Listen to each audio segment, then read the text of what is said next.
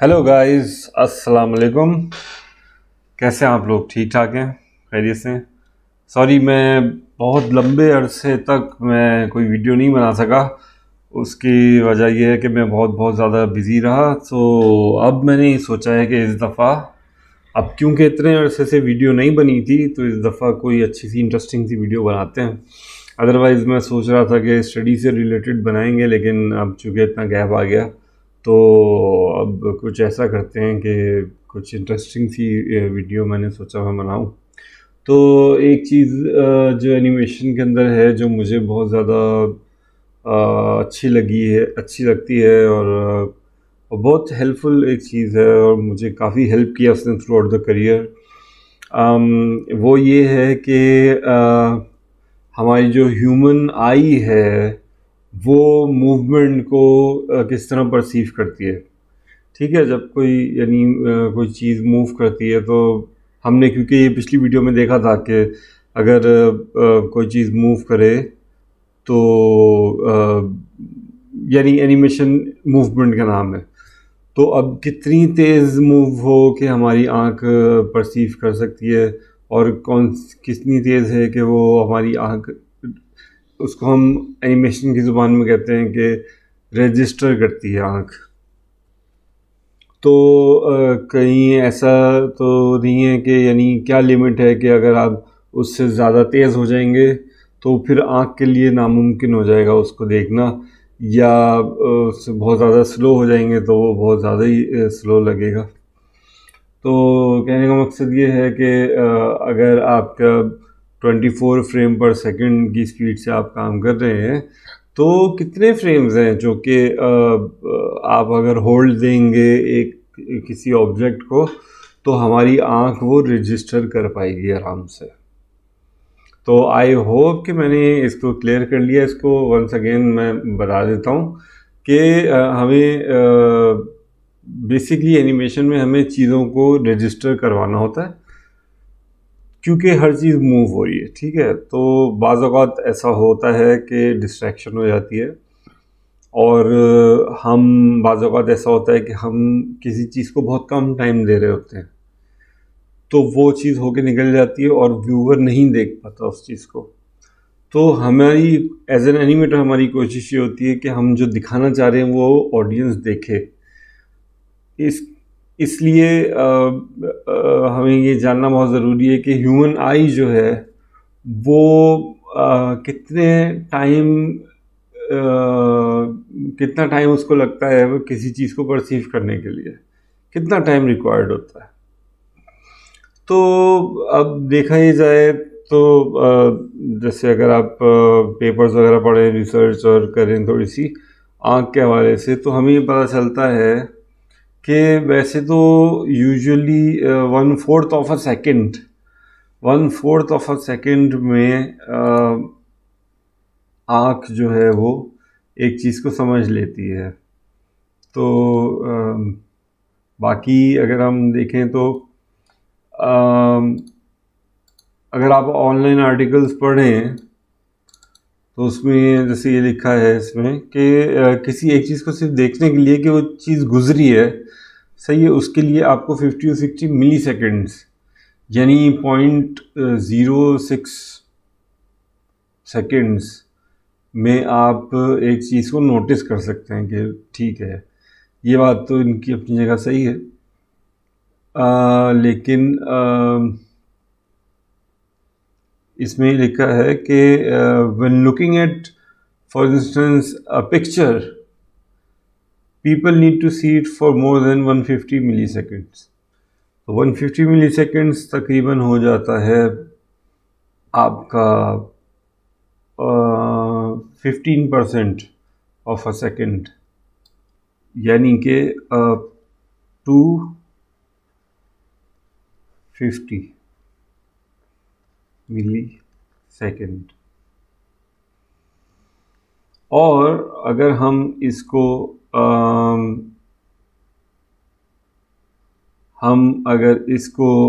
Frames में अगर निकालना चाहें, तो 24 फ्रेम्स होते हैं एक सेकेंड में।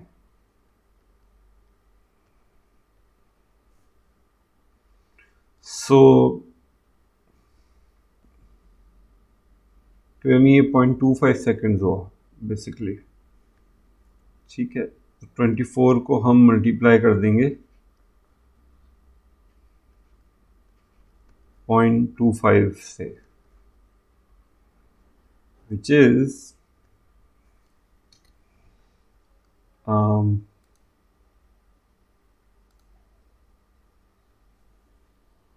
24 into 0.25, 6 frames, 6 frames।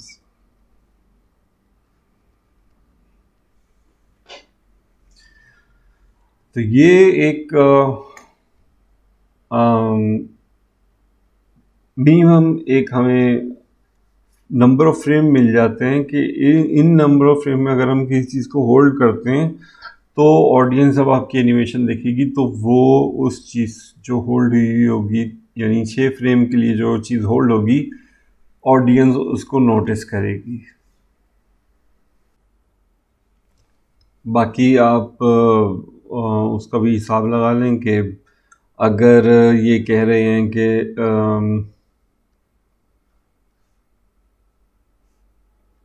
पॉइंट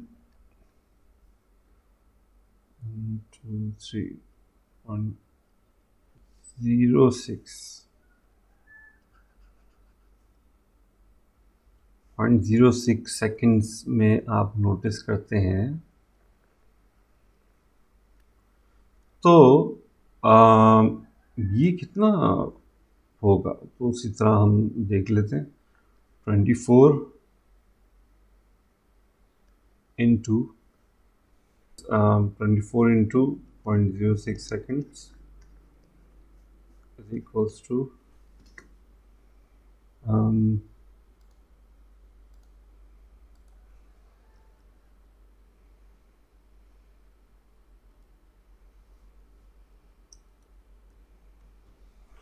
तकरीबन 2 फ्रेम।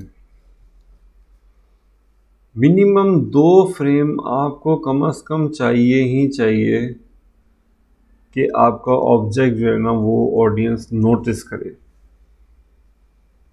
लेकिन अगर आपको उससे ज़्यादा नोटिस करवाना है, जैसे शक्ल वो करवानी है या कलर दिखाना है या डिज़ाइन कुछ आपको दिखाना है या कोई भी ऑब्जेक्ट आपको दिखाना है जो वो रिकग्नाइज कर सके, तो आपको कम से कम भी 6 फ्रेम की ज़रूरत है। ये मैंने अपना हाथ शूट किया है। अब इसमें मेरा बेसिकली प्लान ये है कि जो मेरा ओपन हैंड है वो रजिस्टर हो। तो I think it is enough time that you can perceive opening of my hand, like my open hand. पीछे मक्खी तो आप देख ही रहे होंगे मक्खी है या पता नहीं मच्छर है।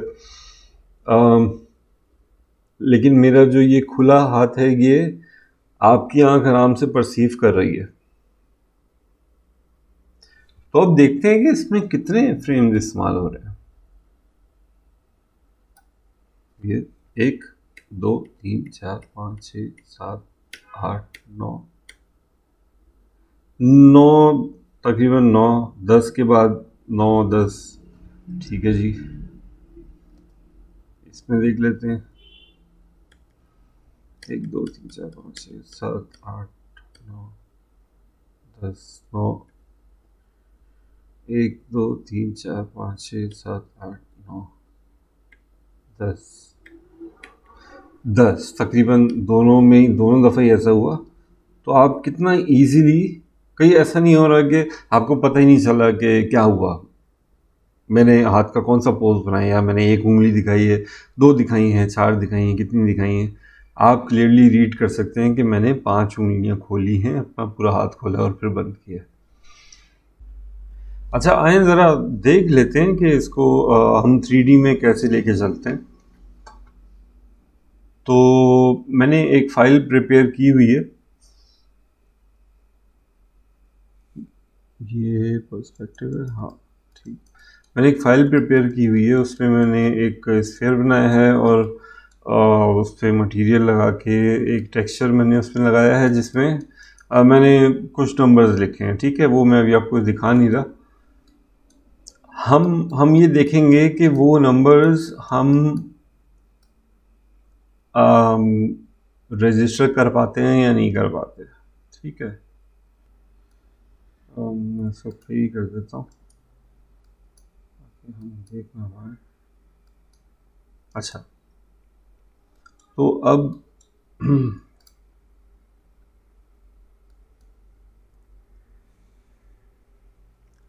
so now you can see that we are unable to identify the numbers. Can you read the numbers?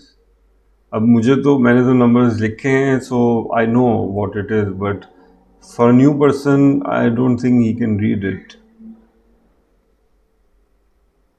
अगर आपने भी देख लिया इस वीडियो में तो भी आपको थोड़ा सा आइडिया हो गया होगा, but otherwise if a new person looks at this animation and there are a lot of characters and everything, he won't be able to read the numbers, right? Now what we should do, now let's try the figures and numbers which we calculated ke yaar acha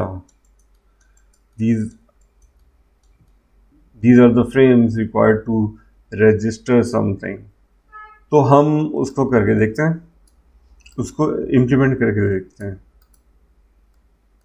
यहाँ पे हम इसको कुछ frame add कर देंगे, इसको मैं hold दे दूंगा 1 2 3 4 5 6, पहले 6 फ्रेम का हम होल्ड दे के देखते हैं, फिर आगे देखते हैं क्या होगा।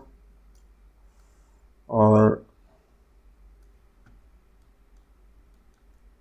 इसको थोड़ा सा हिला देंगे ताकि बुरा ना लगे। Now we will see 357।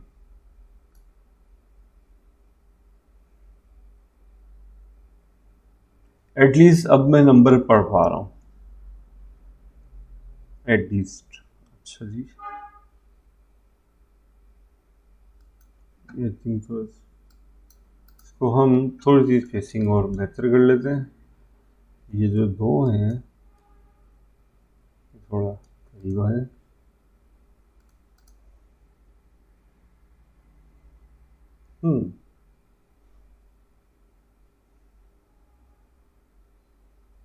सो अब आप देख सकते हैं कि अब आप बॉल को रीड कर सकते हैं और नंबर्स को पढ़ सकते हैं। 351 351 और 7 whatever, 351 351। अदरवाइज पहले लग रहा था कि शायद 8 हो या 6 है। और अभी भी अगर कन्फ्यूजन आपको हो रही है तो बिना देखे बेईमानी नहीं करनी। इसको मैं 8 9 10 मैं 10 फ्रेम दे दिए इसको। ठीक है भाई, मैंने इसको 10 फ्रेम दे दिया।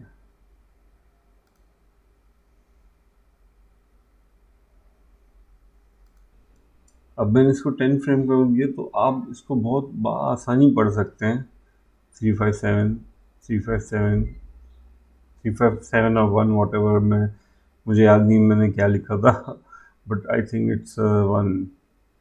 तो आप इसको आराम से पढ़ सकते हैं कि 351 3 नंबर्स हैं और आप 3 नंबर्स पढ़ सकते हैं 351।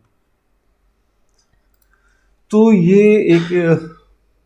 एक तरह का आप समझ लें कि फॉर्मूला है और इसका वेट से कोई ताल्लुक नहीं है। ये आपको बात समझने की ज़रूरत है कि वो वेट की कहानी वो डिफरेंट है।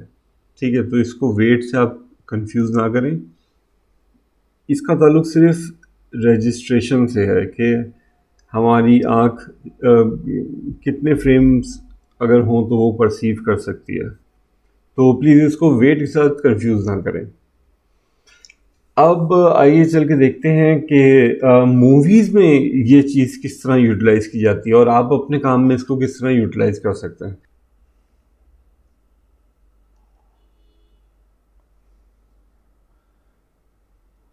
Very nice. तो अच्छा, इसमें जनाब ये निंजा के अगर आप ये देखें तो इसमें अगर आप इसका लेफ़्ट हैंड देखें, ये वाला,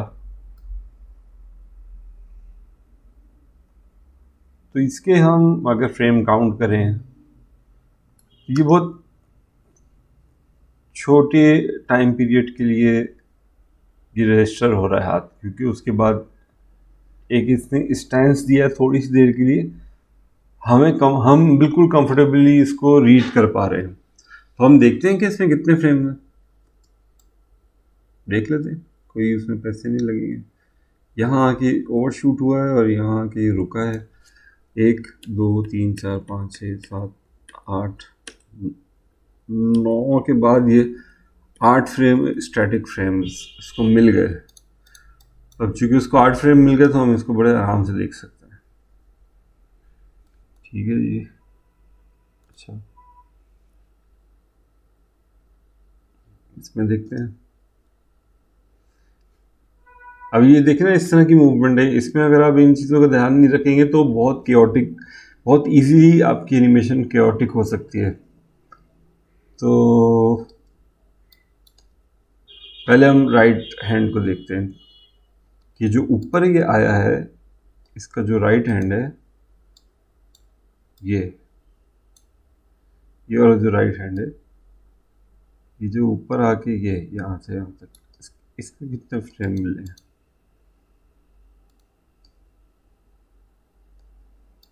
क्योंकि ये बड़ा प्यार से रजिस्टर हो रहा है। 1 2 3 4 5 6 7 8 9 10 9 8 8 फ्रेम के बाद ये मूव होना शुरू हो गया, 8 to 9 फ्रेम। तो 6 to 8 फ्रेम का आप समझ लें कि एक फिगर है। अब हम लेफ्ट हैंड को देखते हैं। लेफ्ट हैंड थोड़ा कम लग रहा है मुझे। लेफ्ट हैंड यहाँ पे ये जो रुक रहा है, इसको देखते हैं कितने फ्रेम्स के लिए रुका है। 1 2 3 4 4 फ्रेम्स। तो 4 फ्रेम में भी काफ़ी हद तक, क्योंकि हम याद है हमने देखा था कि अगर हमें किसी चीज़ को समझना ना हो, सिर्फ नोटिस करना हो, तो 2 फ्रेम भी काफ़ी हैं। अच्छा जी, इस तरह की मुख्तलिफ एग्जाम्पल्स आपको मुख्तलिफ मूवीज़ में मिल जाएंगी। जैसे ये एक बीच में बिल्कुल सेपरेट पोज है इसका,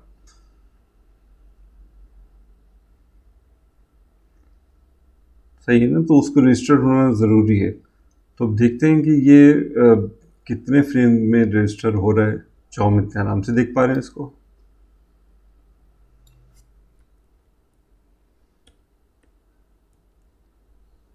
one two three four five six 1 2 3 4 5 6 6 frame, 6 frame मिले हैं इसको, तो हम इसको बहुत आराम से देख पा रहे हैं। अच्छा जी, और देखते हैं।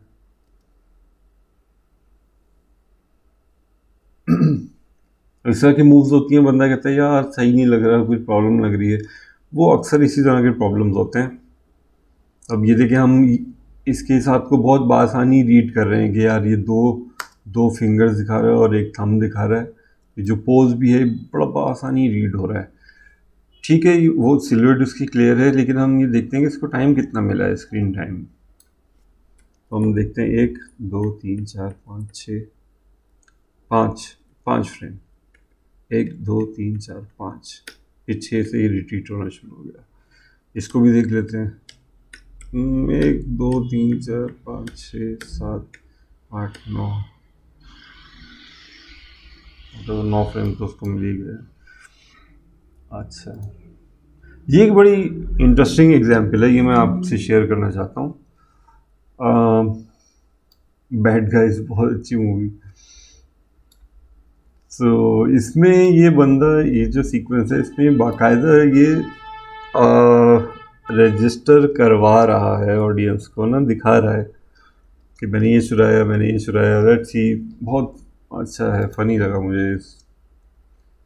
ये इसने पर्स चुराया, फिर ये चुराया, फिर नेकलेस दिखा रहा है। तो ये 3 चीज़ें लाइक लिटरली हमें जो रजिस्टर का जो एक प्रिंसिपल मैं आपको बता रहा हूँ, वो लिटरली वो करके दिखा रहा है उसमें। तो इसका भी नोट करते हैं कि कितनी देर तक ये रख रहा है फ्रेम्स में।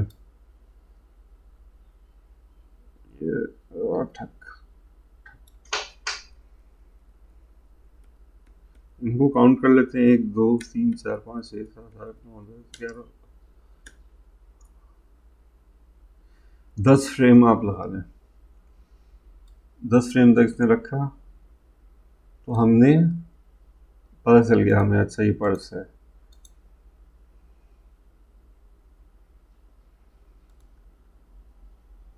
अच्छा, ये यहाँ पे इसने आई थिंक कम है, 1 2 3 4 5 6 5 फ्रेम, लेकिन इसने हवा में भी काफ़ी देर तक रखा है। तो हमने हमारी एक तो अटेंशन और हमारी आइज़ ऑलरेडी उस जगह पे चली गई हैं जो उसने उछाला है, तो ऑलरेडी हम रेडी हैं, बिल्कुल हमें पता है। तो इसलिए बहुत ज़्यादा टाइम देना ज़रूरी नहीं था यहाँ पे। तो इसलिए मतलब इट डजेंट मैटर कि अगर उसने कम टाइम दिया तो इट डजेंट मैटर, क्योंकि हमने ऑलरेडी रजिस्टर हम कर चुके हैं। अब ये तो नेकलेस दिखा रहा है बाकायदा, इससे निकाला।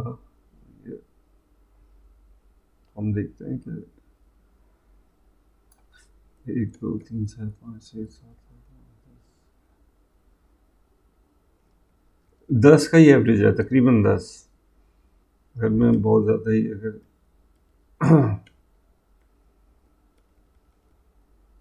2 3 4 5 6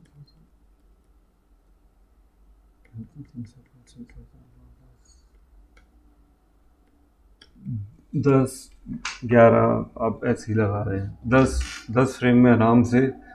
तो अगर अब मैं पूरा शॉट अगर ये दिखाऊं, ये देखा हमने, ये देखा और फिर ये देखा, हमने इजीली तीनों चीज़ों को बड़े मज़े से हमने देख लिया। कभी हमें ऐसा नहीं हुआ कि यार ये क्या था या वो क्या था। ठीक है, एंड में भी जो नेकलेस है वो भी हमें इजीली स्टेज्ड हो गया, इजीली क्लियरली हमने देख लिया और समझ लिया। तो ये थी इंफॉर्मेशन थोड़ी बहुत रजिस्ट्रेशन के ऊपर, ह्यूमन आई परसेप्शन के ऊपर, कि एज एन एनिमेटर हमें कितने फ्रेम मिनिमम चाहिए होते हैं चीज़ों को रजिस्टर करने के लिए। और आज के लिए बस इतना ही। आई होप आपको उतना ही मज़ा आया होगा जितना मुझे आया है। और देखें, ये चीज़ें जो हैं वो एक दफ़ा जब आप सीख लेते हैं तो बहुत मज़ा आता है मूवीज़ में इसको ऑब्ज़र्व करना, देखना और अपने काम में इन चीज़ों को इम्प्लीमेंट करना। इंशाल्लाह ऐसा मज़ीद वीडियोस बनाते रहेंगे और आपको इसी तरह की इन्फॉर्मेशन देते रहेंगे। आई होप आपको इससे हेल्प हो। तो always be motivated and keep animating, और मिलते हैं अगली वीडियो में। अल्लाह हाफिज़।